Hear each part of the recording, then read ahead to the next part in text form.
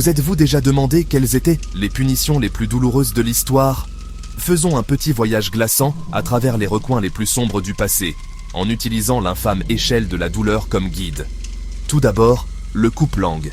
Dans l'Europe médiévale, dire la mauvaise chose pouvait vous coûter votre langue. Couper avec une paire de ciseaux chauffés.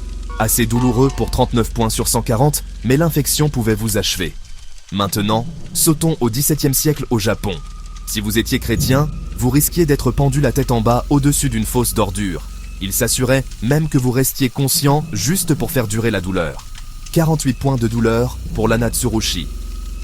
Ensuite, il y a la poire d'angoisse, un dispositif métallique chauffé inséré dans, disons, des endroits sensibles.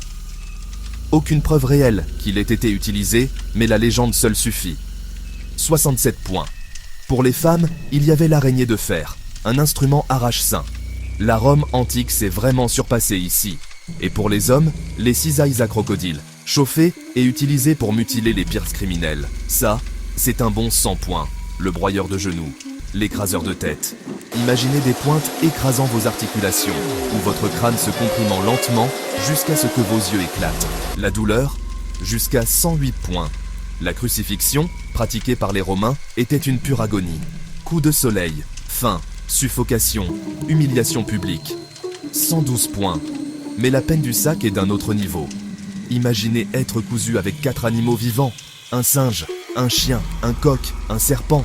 Vous seriez mordu, griffé et peut-être empoisonné, tout en vous noyant dans la terreur. Ça, c'est 128 points. Mais rien ne surpasse le fait d'être pendu, traîné et écartelé dans l'Angleterre médiévale. Pendu, traîné, écartelé, traîné dans les rues, à moitié étranglé, et puis... Eh bien, je laisserai votre imagination finir ça. 140 points.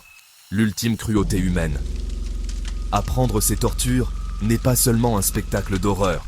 C'est un rappel du chemin parcouru et de ce à quoi nous ne devrions jamais revenir. Restez curieux, mais peut-être, juste peut-être, ne cherchez pas ces choses avant de dormir. Merci d'avoir regardé. Partagez vos suggestions en commentaire.